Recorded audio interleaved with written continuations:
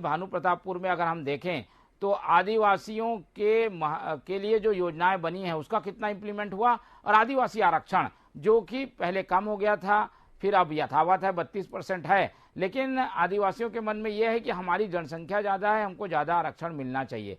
तो ये एक मुद्दा है और इस वजह से यहाँ त्रिकोणीय मुकाबला हमें देखने को मिलेगा।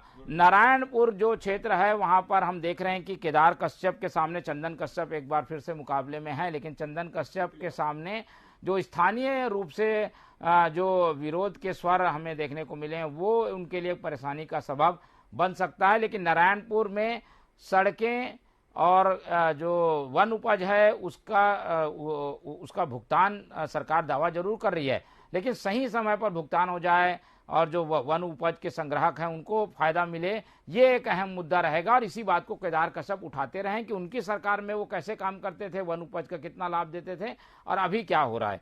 तीसरी जो सीट है, हम जैसे चर्चा कर रहे थे कि कांकेर से जो शहर है वो विधानसभा है उसमें शहरी इलाके अब काफी बढ़ गए हैं, और इसीलिए यहाँ पर वो ग्रामीण मुद्दों के साथ साथ जो शहरी मुद्दे हैं जो कि देश के स्तर पे भी काम करते हैं, कुछ धर्म से संबंधित मुद्दे हैं जैसे कि बीजेपी एक हवा बनाने की कोशिश कर रही है, हिंदू मुस्लिम के मुद्दे हैं, वो भी वहां पर असर करते हुए हमें दिखाई दे रहे हैं। तो कांकेर में जो मुकाबला है वो काफी दिलचस्प होगा। शहरी और ग्रामीण दोनों क्षेत्रों का मिला जुला वो इलाका बन गया है, इसलिए वहां पर मुकाबला हमें शहरी और ग्रामीण दोनों टाइप के मुद्दों के साथ देखने को मिलने वाला है।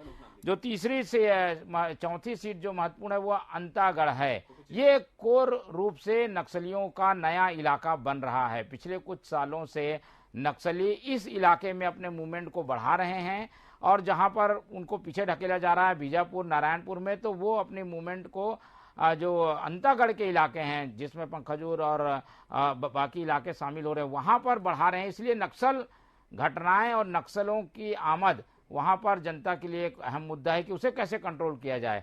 वो उनको परेशान भी कर रहे हैं, पुलिस उनकी कोई मदद नहीं कर पा रही है। इस तरीके की स्थितियों को लेकर ये चुनाव जो अंतागढ़ में होगा, लेकिन यहाँ पर चतुष्कोणीय मुकाबला हो सकता है। 4 हिस्सों में आपस में लड़ते हुए नेता दिखाई देंगे, जिसमें अनूप नाग जो कि वर्तमान विधायक थे पार्टी से नाराज हो गए, नामांकन भर दिया है, नामांकन की जांच भी हो गई है, तो मैदान में वो उतरेंगे।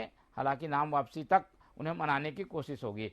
मंतूराम पवार हर बार चुनाव लड़ते हैं, एक बार उन्होंने वापस ले लिया, वो तो राजनीतिक बखेड़ा बन गया था, पर एक बार फिर से लड़ेंगे क्योंकि वहां बंगाली समाज के लोग भी काफी ज्यादा हैं। मंतूराम पवार के जीतने की वजह यही है कि वहां पर बंगाली समाज जो कि बांग्लादेश से जब इंदिरा गांधी ने विस्थापित किया था तो उसी क्षेत्र को चिन्हित किया था, और इसीलिए अब जनसंख्या इतनी बढ़ गई है कि वो एक बड़ा फैक्टर बन गए। बंगाली जिधर जाएंगे वो जीतता है। तो मंतूराम पवार खड़े हो रहे हैं, लेकिन किसकी हार बनेंगे वो ये देखना वहां पे दिलचस्प होगा। बाकी कांग्रेस और भाजपा से तो वहां उम्मीदवार जो है वो विक्रम उसेंडी जो प्रदेश अध्यक्ष की भूमिका निभा चुके हैं, सांसद भी वहां रह चुके हैं कांकेर से, वो तो वो एक बड़ा नाम है। और